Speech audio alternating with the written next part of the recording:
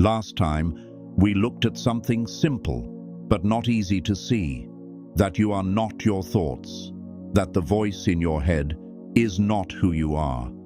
And for a moment, that creates distance, a small gap, between you and everything happening in your mind. But that raises a different question. If those thoughts are not you, then where are they coming from? Because they don't just appear randomly, they follow patterns, they repeat, they react in ways that don't always make sense. This is where things go deeper, because now we're not just looking at thoughts, we're looking at what's behind them. And this is exactly what Sigmund Freud was trying to understand, not the thoughts you can see, but the parts of your mind that you don't.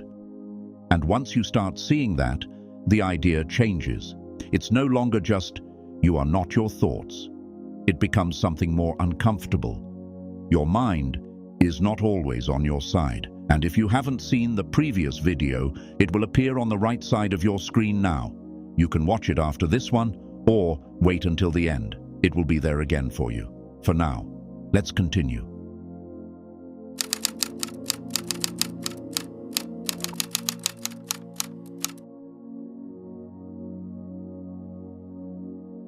Most people believe something simple, that their mind is on their side, that it helps them think clearly, make decisions, stay in control.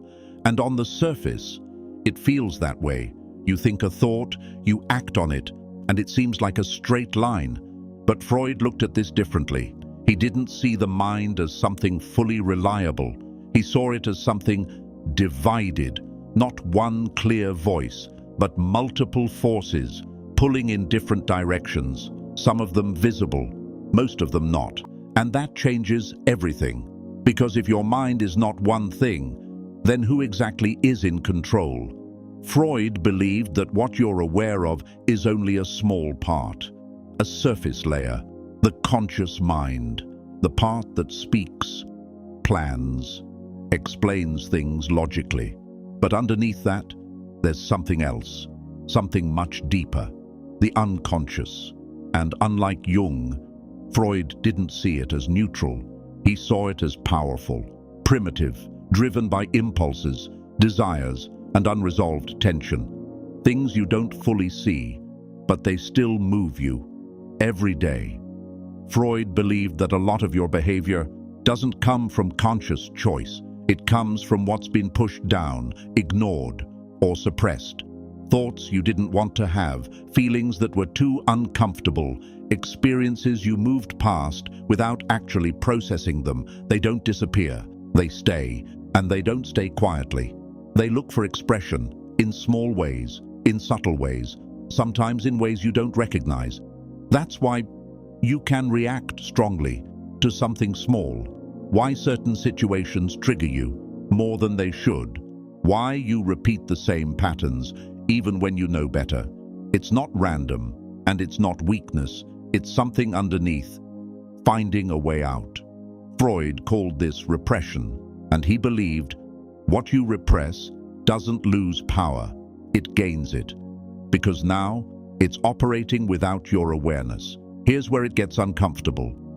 Freud believed that your mind doesn't always tell you the truth. It tells you what protects you, even if it's distorted, even if it's incomplete, even if it keeps you stuck. He described something called defense mechanisms, ways your mind protects you from things it doesn't want to face, like denial, rationalization, projection. You don't see things clearly, you see them in a way that feels safer, but that safety comes at a cost, because now you're not reacting to reality, you're reacting to a version of it. And that version is shaped by things you haven't fully faced. So when people say, the mind is not your friend, it's not about fear, it's about understanding, because your mind is trying to protect you. But it does it based on old patterns, old experiences, old emotional responses. And those don't always match your present life. So you end up fighting thoughts that don't even belong to this moment, feeling emotions that started somewhere else, repeating reactions that were learned long ago, and all of it feels personal, like, this is who I am. But Freud's point was simple. It's not who you are. It's what has been carried. Freud didn't try to silence the mind. He tried to understand it, to bring what's hidden into awareness, because once something becomes conscious, it loses some of its control. Not all at once, but enough to create space, and that space is where things start to shift. You begin to notice patterns, not just react to them. You begin to question thoughts, not just believe them, and slowly, the mind becomes something you observe, not something that runs you. So at the end of this, you're left with something different, not control, not perfection, just awareness of what might be underneath. Because if the mind is not always your friend, then maybe the goal is not to trust it blindly, but to understand it clearly.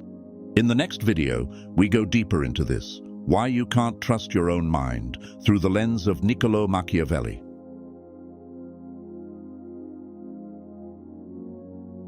It's not easy to build this kind of content, but I'm committed to creating more of it. If you found value in this, hit subscribe and leave your thoughts below.